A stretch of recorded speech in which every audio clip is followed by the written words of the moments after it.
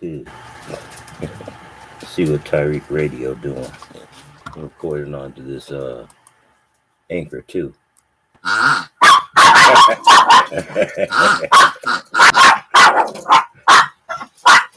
Hates that thing. She really hates that thing. All right, sweetheart, calm down. Looking for it all up under the bed and shit. You're so funny. Yeah, you just a free thing of fun. That's all you are. Ain't something else. Hold on, sweetheart. I'm trying to keep this up. Did you find the pig? Did you find it? No, you heard it though, didn't you? See what Tyree talking about. He's gonna talk about that LA City Council that wanted to harm a 2-year-old. Oh yeah. We just let everybody know that we're live right now, ladies and gentlemen. Let everybody know that we are live right now. Everybody hop on in. Glad to have the family tuning in, ladies and gentlemen. On this wonderful afternoon, everybody pop on in so we can chop it up. Want to talk a little bit about what's going on out here in LA. It's still pivotal what's happening right now with the LA City Council racism scandal. What's up, Linus? A lot of people are watching this very closely. This is a very, very pivotal moment right now. For those who don't know, the LA City Council out here in Los Angeles, there were some white Latino members who were verbally disparaging Black people in a private meeting. And not only were they doing that, they appear to be doing some redistricting within that meeting. And the redistricting was done on racial lines. So now there should be a criminal investigation as far as I'm concerned, from what the Nuri Martinez woman was saying about the Black child, about beating a child. That should be looked at as a criminal investigation, but just the redistricting they were talking about. So we have to look at all of this thing from every angle.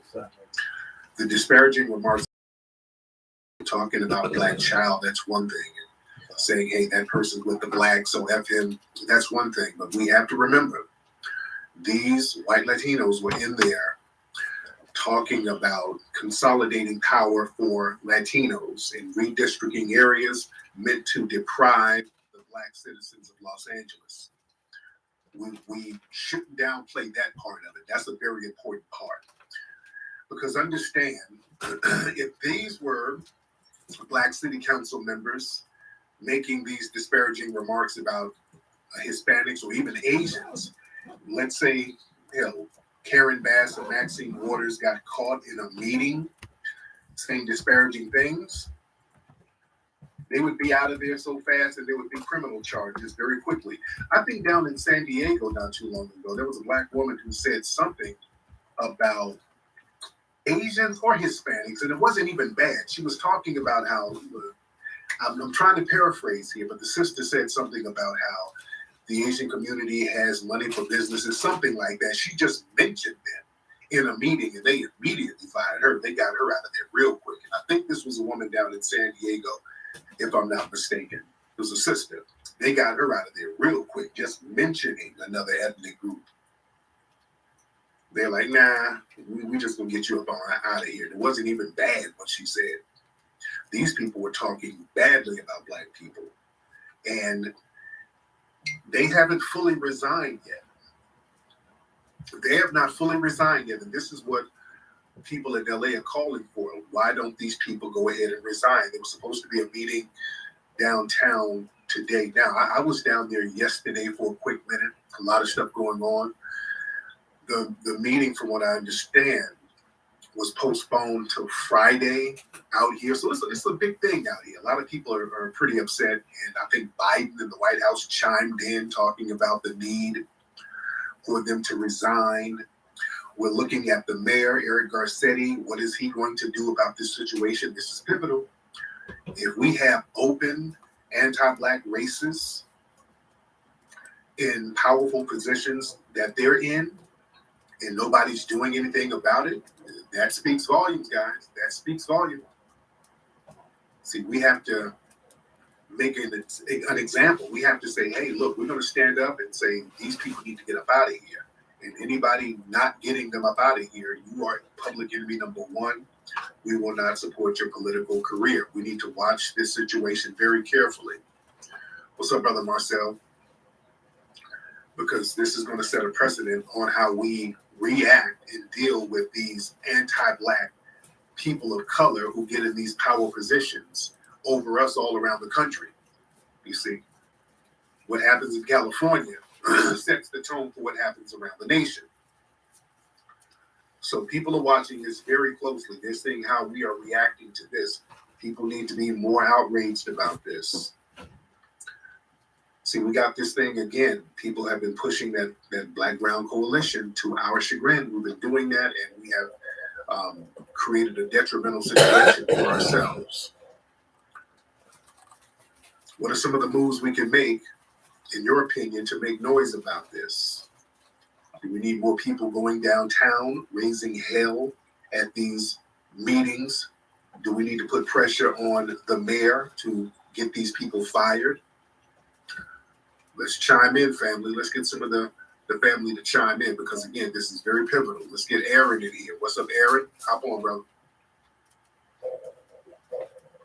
Aaron, hop on, brother.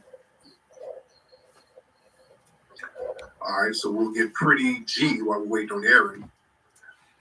I just want to say they definitely should be fired automatically. No suspensions, fired. They're known to do this. It's just out the public now, and they deserve to be fired. And that's it. Thank you Arrest so my much. case. Thank you, dear. All right, Aaron, you ready? Yeah, brother, I'm ready. What's on your mind, man? Hey, man, I just wanted to say I've been just monitoring this for just like the past couple days it's been out, and I'm with you guys, man. I feel like she definitely has to go, and it needs to follow her. That's the thing I don't like, is that these people do foul things and it doesn't follow them. You know, I mean, it's gotta definitely set the tone for how we do business with these politicians. Like, if you run a foul on us, it's gotta follow you. Yeah, and that's all I have to say. I'm laying my plan there. Thank you so much, brother. Let's get Ethan. Hop on, Ethan. Ethan. We're waiting on Ethan. Let's get Ramil. Ramil. Hey, what's up, man? How's it going? Just one comment. In today's day and age, given the cancel culture, being able to be fired for almost anything, it's not even a question. It's really sad that we even have to say, should she be fired? Of course. You know, right. Should have been from day one. So I'm not playing there. Shouldn't even have to be thought about. Right. Yeah, they're sitting up here giving these people an opportunity to resign. I mean, they should have been thrown out of here. But what's up, Ethan? Hop on, bro. Ethan, come on, bro. Ethan? All right, brother. Y'all here with these janky phones, man. Come on, Reg. Hop on, Reg. What's up, Flex? My question was, is there a way to gauge the damage that they may have done already? Because I've been away from LA for a while. So a few months ago, I went on Crenshaw to check out all the Nipsey stuff, and OG checked me a little bit out there. I had a little bit of red on it. But when I was out there in the military, we was cool. We talked for a few hours, but I did notice the big difference from going to Sloss and Swap Me up to Nipsey, because when I was stationed out there, I was something we could do every Sunday, and it was totally changed now. And I'm sure, I guess that helped perpetuate that change that I did see in LA. I almost cried when I got out there. Yeah, no doubt. All right, brother. Thank you so much. Let me get, let's see. We got a few people. Let's get MAW.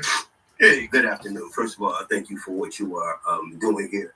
I'm an attorney, and I'm also a former lobbyist in Washington, D.C. And even though we're kind of focused on getting these folks to resign, personally, I think it's much bigger than that. These folks have been making decisions, legislative decisions, even redistricting decisions that affect specifically Black communities. So we're dealing with a power dynamic here that needs what we should, while we're focused on getting them out of those power chairs, we need to actually review the decisions that have been made that directly impact Black communities in LA. Right. Right. Now, let me ask you this. Let me ask you this, Mm-hmm. brother. As a lawyer, what type of legal ramifications could they possibly face by having a backdoor meeting while they're redistricting? Because it sounds like they were literally trying to redistrict the area, or they were planning on redistricting certain areas within that backdoor meeting. What type of legal ramifications are potentially in the air for this? Well, there's specifically there would be ethical violations. Ethical violations, they're just like criminal and civil have different and varying degrees of penalties. Right. Most of those are financial, but there are some that rise to the level of criminal. The issue really is what are the fundamental rights that could have been violated when it comes to representation, etc. These are the issues that we really, really need to understand and really need to get down to, whether they're there or not. The bottom line is that we understand, and I'm from the East Coast. I moved to LA back in 2014, 2015. It was a culture shock for me because what I realized was that the level of racism out there, because I'm back on the East Coast, when I say back out in LA, was commensurate and out front more so than it was even down south when it came to the Latino community.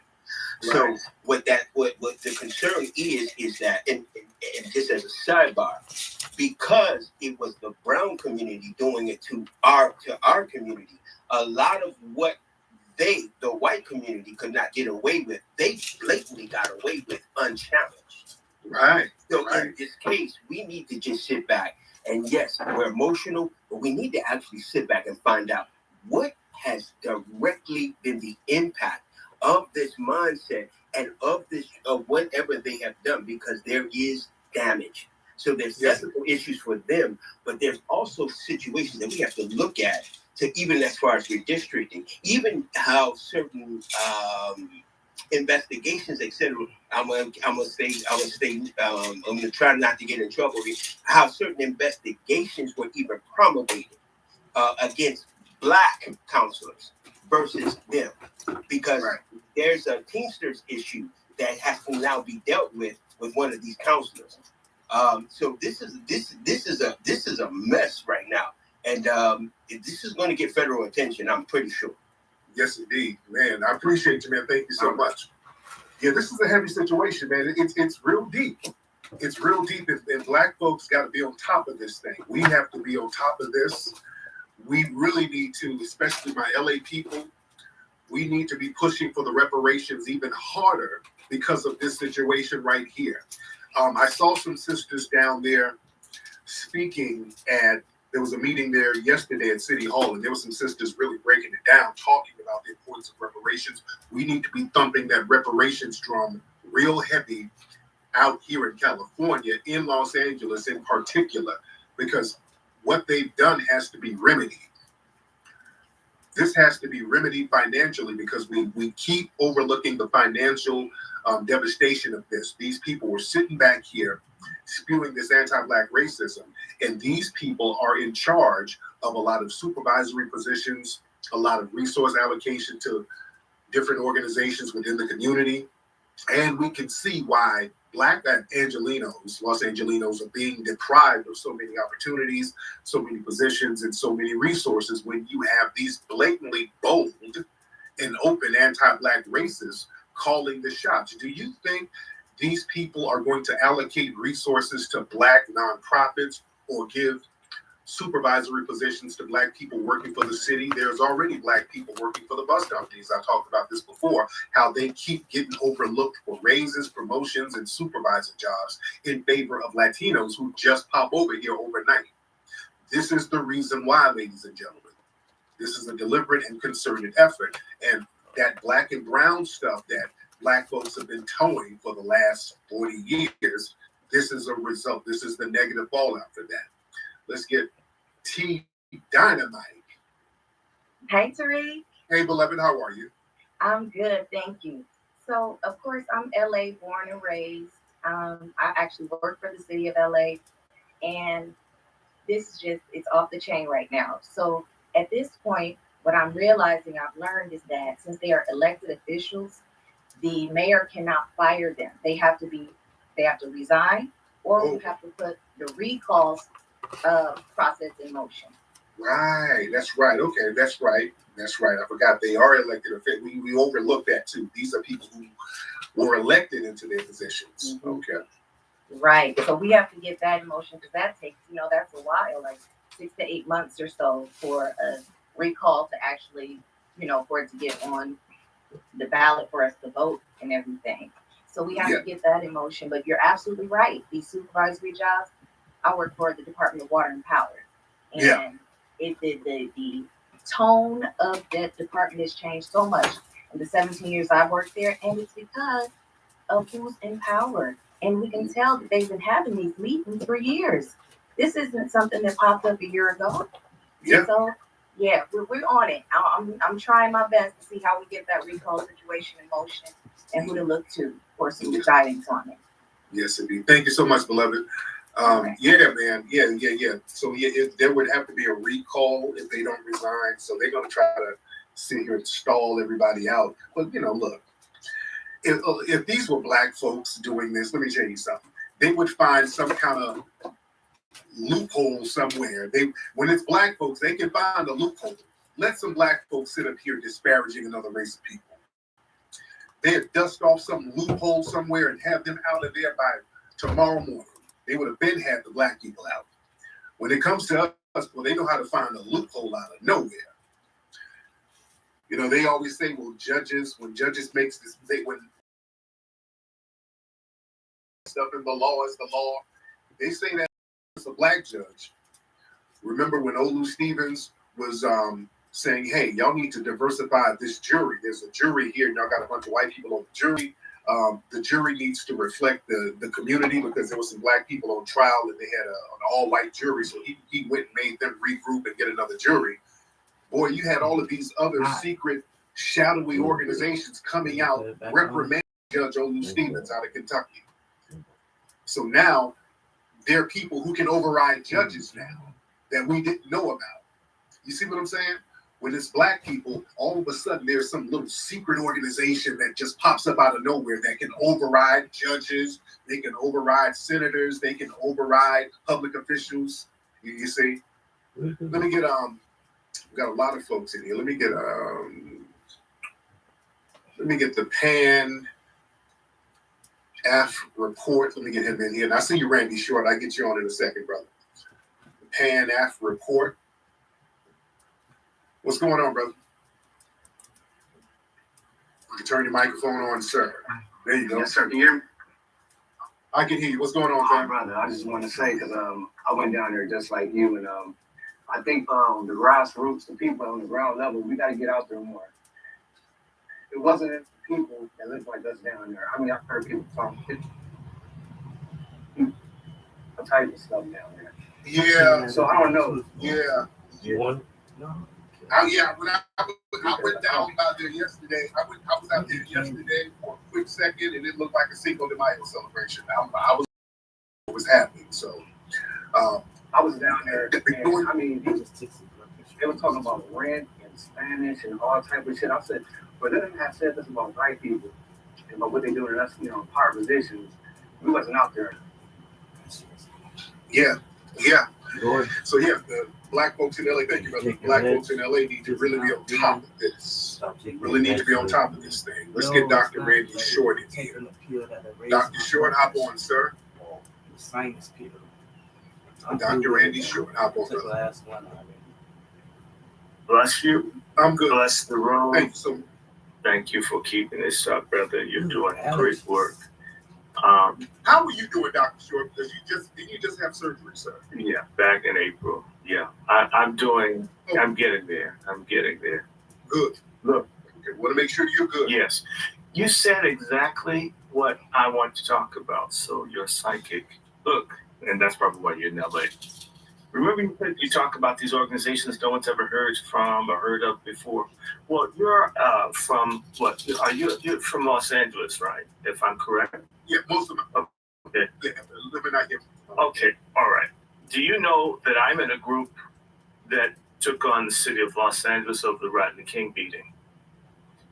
And my mentor, who passed in 2011, took the Rodney King beating video to the Chinese human rights delegation in Geneva, Switzerland.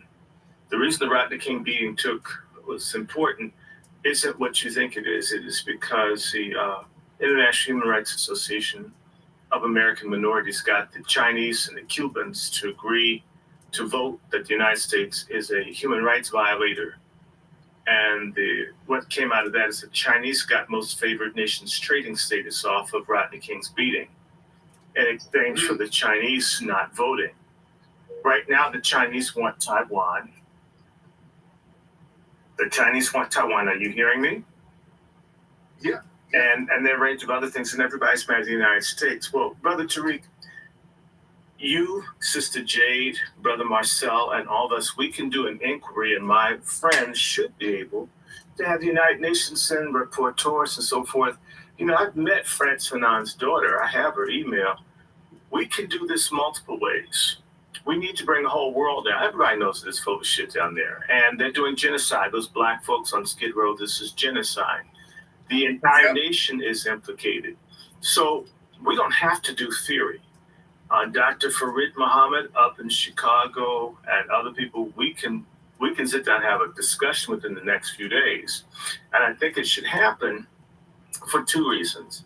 You need to talk to him anyway, because we need to have people looking around on November 5th that nobody put their hands on even one person. I had to do this for the Million Youth March back in 1998, make certain that the UN sent people in so they didn't beat up my friends.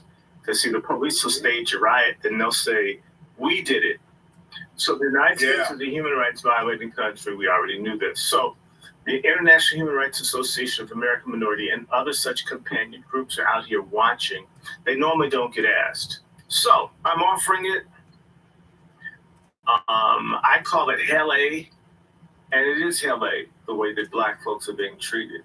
We must take the UN, and we also should condemn Obama for saying America had no racial problem, because the UN came over in 2017 and Obama shunned them. However, when the UN came over, notice that they stopped locking up children under the age of 17. That had nothing to do with black protests, lawyers, whatever. It's international pressure. Black Americans, as much as we must, foundational, however you want to say it, we do get help from overseas, but it's not so much from rank and file people, but on an international level, whether it's the abolition of slavery, so they say.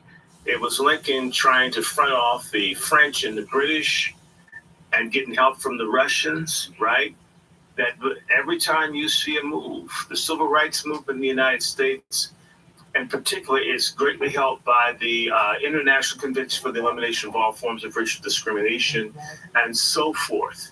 The United States signed a genocide convention when Bill Clinton was president. We, as black people, have never whipped out the genocide card, not in recent memory. They did in the 1940s. Paul Robeson and William Patterson. We now need, in fact, that's a video for you. We need to do a genocide thing right now. Because that's all I think about. I need my goddamn check. I should be able to go out. I should have been able to fly first class and move the people up at that damn 106. All of us. In fact, you can fight better when you have some money. That's the other reason they bully you. If you don't have any damn money, you really can't fight. That's what really happens in warfare. So I'm offering to everybody to see if we can get groups that have status with the United Nations. And I don't worship the UN, but that shit's damn effective sometimes. They're not our friends. Nobody's our friends. You're our brother and friend, Tariq Nasheed.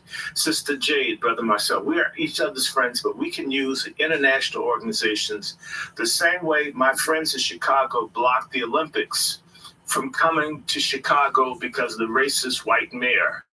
We can break the back of anybody we want. It's time for Black people to be assholes towards somebody other than ourselves. Anybody that wants to do it. So, I nearly died twice this year. Shit, let death be for something. But for fifth sakes, she should be off yesterday. And all the rest of them. In fact, once you have the UN come in, they're going to prove systemic racism. That's going to help this genocide thing in terms of, it's going to help the reparations thing with the little punk Newsom. He's got a bigger closet than Dolly Parton. These people start cutting a whole bunch of checks if, like the Japanese who got their reparations, if we start making the kinds of moves they never thought we'd do. We spent 400 years covering up Uncle Sam's ass. It's time that people see the monkeypox on that thing. They'd give us a check too. I'm landing my plane. There you go. Thank you so much, brother. I appreciate you. This is Dr. Randy Short. Yeah, he made some good points about, kind of getting the messaging out internationally. That's very important because, see, they don't like when a lot of the dirty laundry is spread to the international press. That's why, I'm down bad when it comes to going over to the UK now. The British media is just like the American press to a certain degree. Even more liberal. See, look, the United States, the political structure is more conservative. The media here is very liberal. You dig? The same thing in the UK. The UK, the political structure, pretty conservative. The media over there, ultra liberal. They're more liberal than the US media. So when I would go to the UK, they gave me a green light to go to the media. They would have me in all the media outlets over there. BBC, RT, Aspire Television. And a lot of international media outlets are headquartered in the UK, in London in particular. A lot of them are headquartered there. So when I would go there, I would do media runs, and I'm on like every network, and I'm on all the networks in London, which are spread to the world. So I'm being seen in Asia, I'm being seen in Africa, I'm being seen in the Middle East, being seen all in Russia, being seen in India. That media goes all around the world, and they let me on the TV, they let me on the media out there, and they let me say what I want to say. And when I start going in on white supremacy, they don't censor me like they do in the media here. The media here is somewhat liberal. They'll let you talk about racism as long as you're talking about conservatives. But when you're talking about racism and a broad spectrum where you're implicating the whole system of being racist, that's when they cut to commercial breaks out here. But in the UK, I go in on white supremacy, and they'd be like, oh, really? Tell us more. So they let me go all the way in. Now, all of a sudden, I'm banned from the UK altogether. I can't go to the UK at all now. That was one of the reasons why I was also banned as well, because I was in the media telling the truth about racism. So the more conservative political structure said, no, we can't let this guy over here. We can't do that. And they probably got a call from some people in the US in the higher up places because they all work together.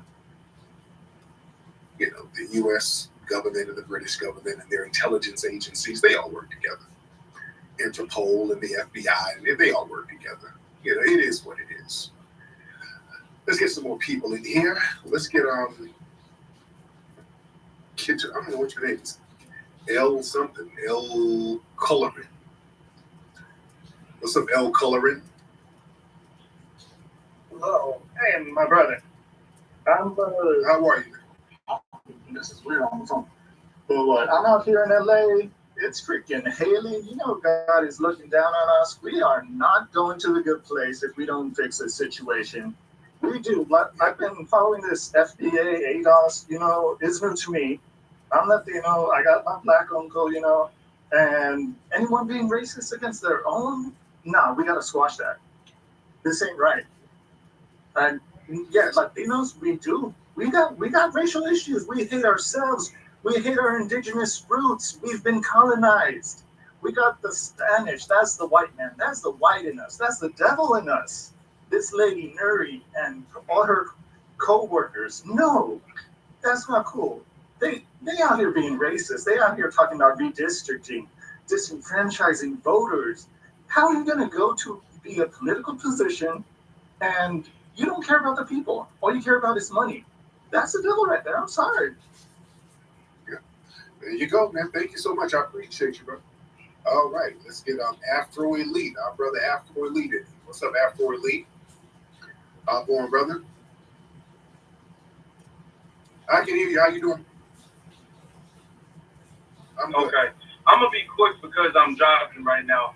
I just wanted to ask you if you had seen the video I posted, if you've seen the video of AOC trying to pretty much explain about racism from the Latinos, from, I guess, what's her name, Nori Martinez. She's saying that doesn't reflect on the Hispanic community. That's just racism and classism that comes from the top that is meant to divide Black and brown people and other people of quote unquote color. So that's kind of where the Democrats are at now. They're saying this is like it's not even really racism, but it's classism, and they're using the divide and conquer strategy to conquer more classism. I just wanted to ask if you've seen that video. I'm about to. Did you put it on your timeline? Yeah, it's on my timeline. I'm about to look that up right now, brother. I'm about to look that up right now because I'm gonna see that. Yeah, that sounds like some explaining. Where is it? Where is it? I'm looking now. Now, where's your page, Afro Elite? Hold on. Looking now. Okay, hold on. Looking. Hold on. Find it right now and play it. When did she do the video? Here, I see it right here. When did she do the video? I saw it today. I think she did it yesterday, like last night yesterday. Okay.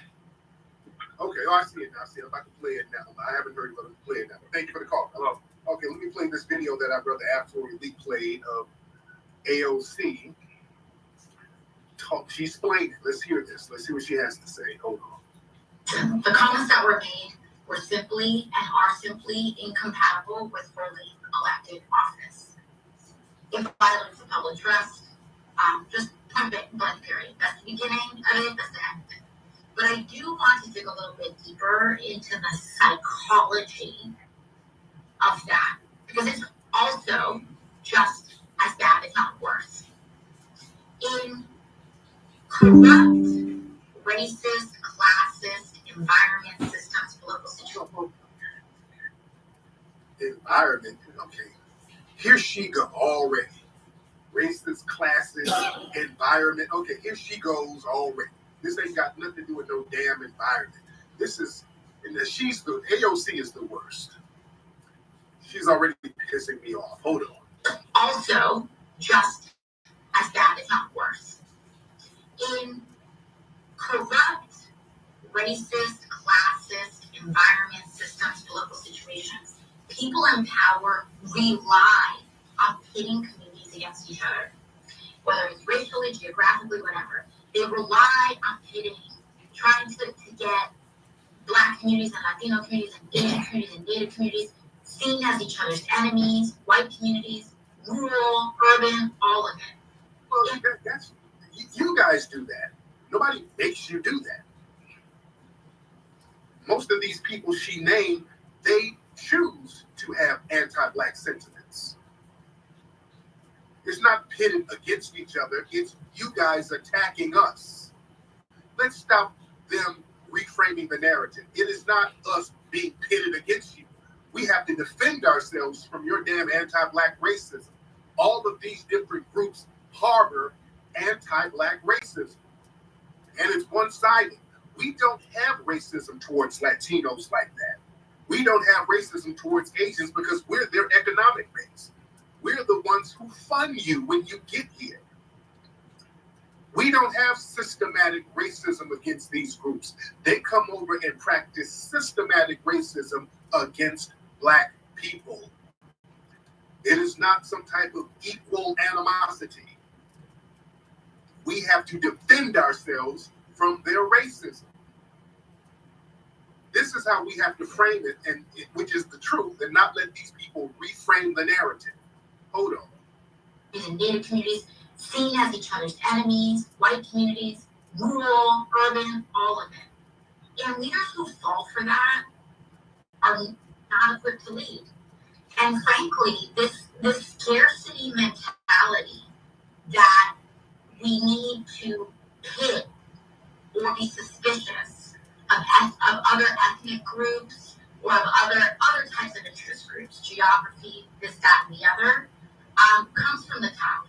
It comes from investing. It's the white people who made us do it. It's the white elitists who made us do it. It's coming from you. It's coming from you wanting to be like the people on the top.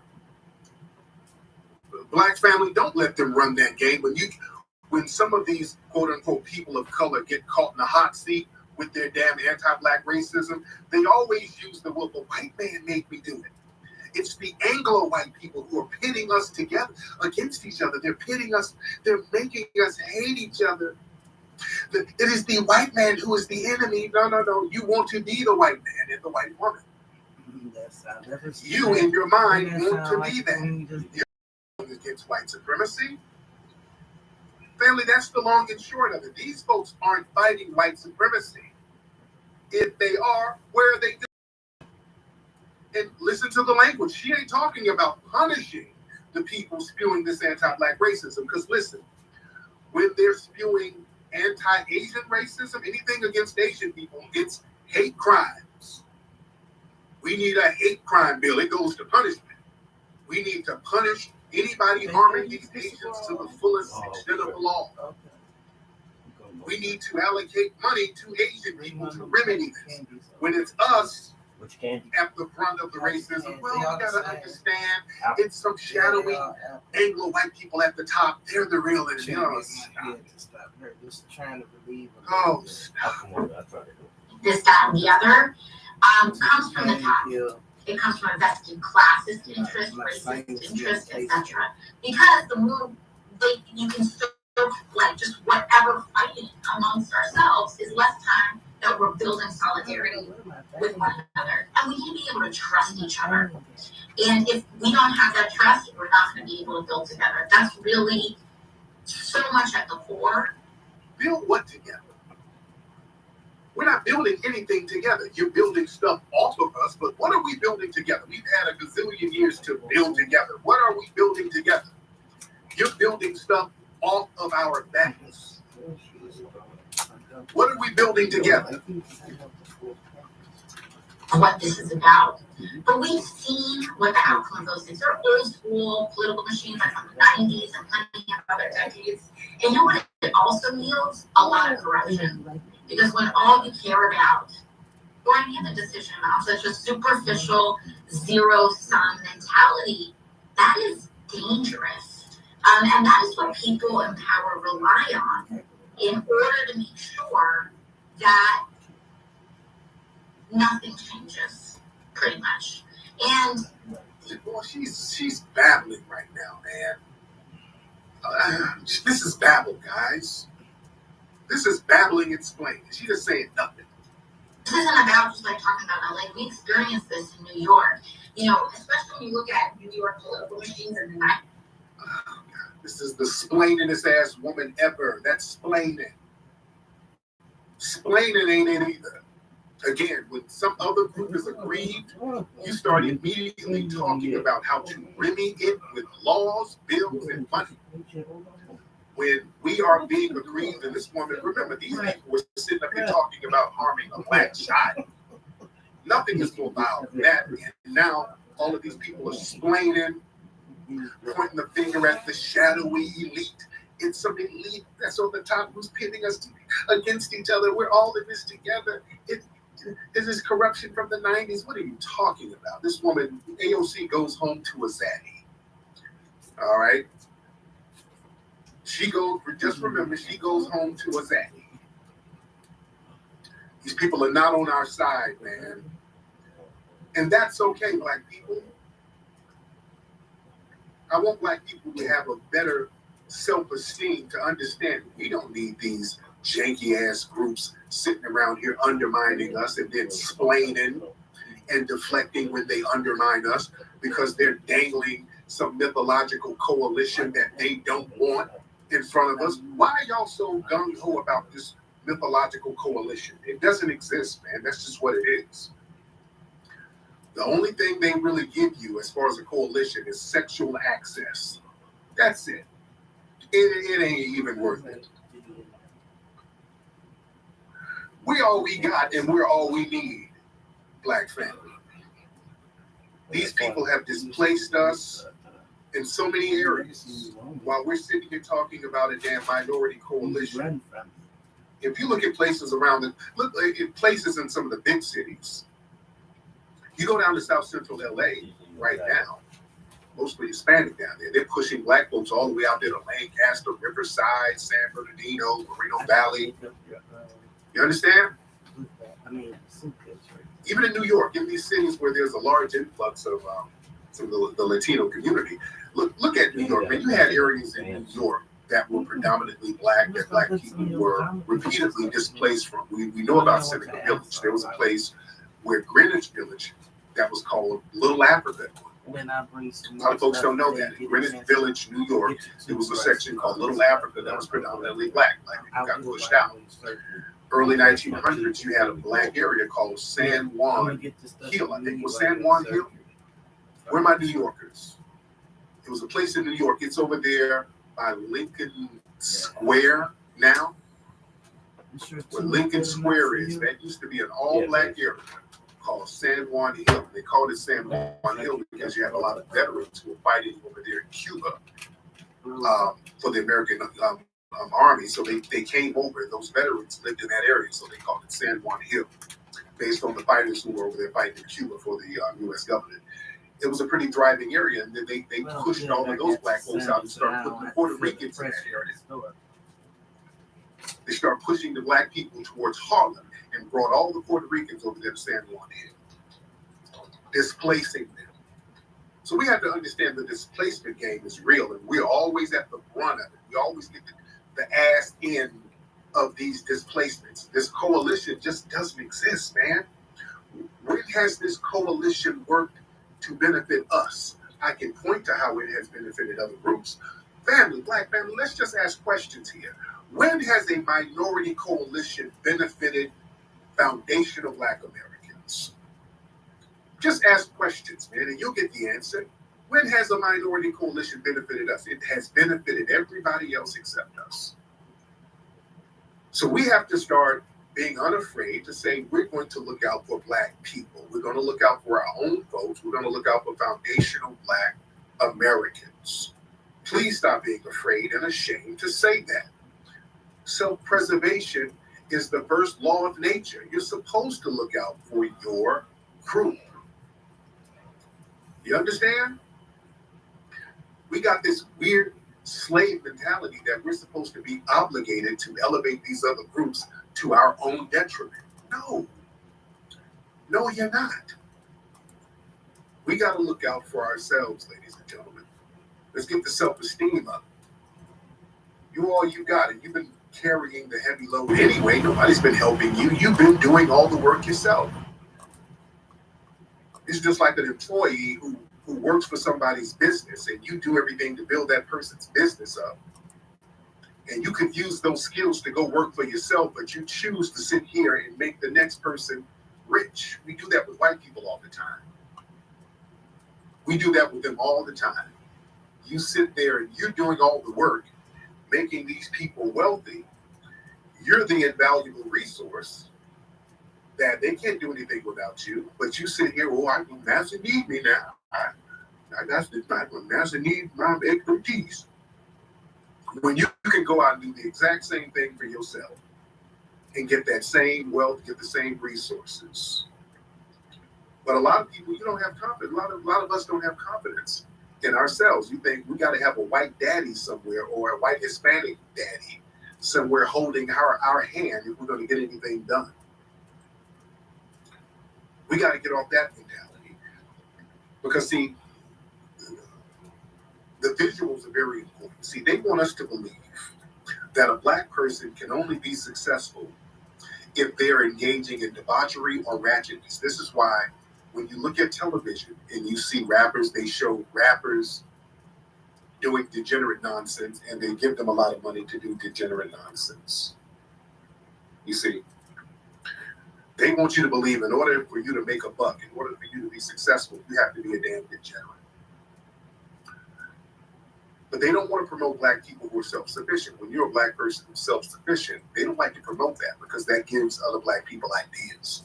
And they damn sure don't want to show a black person who's a conscious black person who is quote-unquote woke, who fights against white supremacy and has a certain level of success. Why do you think they attack me so much? Because the visuals are bad. They don't want, I'm a successful black person, relatively successful. I could be a billionaire with all of the skills that I have. But they don't want to show a young kid, a person like me, successful, who goes against white supremacy, hard body, and I'm successful. Relatively, I say relatively because I'm still under the system of white supremacy. They don't want to show that. That's a bad visual to showing a kid, because that gives them ideas that, hey, I can be successful and this person is speaking the truth. No. They don't want to show that. They want to show you black men with BBLs twerking, driving around Rolls Royces and in videos storing money. That's what they want to show. They want you to see success as you doing something degenerate. You see, but a black person who's running legitimate businesses, self-sufficient, and speaking against oppression, that person is nefarious. Oh, that person must have gotten the money through ill-gotten gains. He must have done something scandalous. You see, look at how they throw their minions out there to spread misinformation because they want to show a person who goes against white supremacy and is relatively successful. They have to show that person being attacked constantly to deter other black people from wanting to be in a position like that. Visuals are everything. The white supremacists understand visuals. And some black people get afraid. They say, hey, look, if I'm a conscious black person, if I'm a woke black person, if I'm a black person who challenges white supremacy, even if I get some level of success, the white folks are going to get me. But they're going to get you anyway. So let me just go over here and do something ratchet. Let me tell you something. They're going to get the ratchet black person first. Look, whenever they do these race soldier killings, whenever you see black folks get killed by race soldiers, they're not really getting conscious black people. Usually they get black people and they go in neighborhoods where a lot of people don't have a certain level of consciousness to a certain degree. They know who to attack and they know who to egg on. You understand what I'm saying? When they go out here and ambush black people, see, they go out here and create a situation where the black person is going to be emotional and hostile, which is what they want. They want to egg that black person on and get hostile so the black person will react.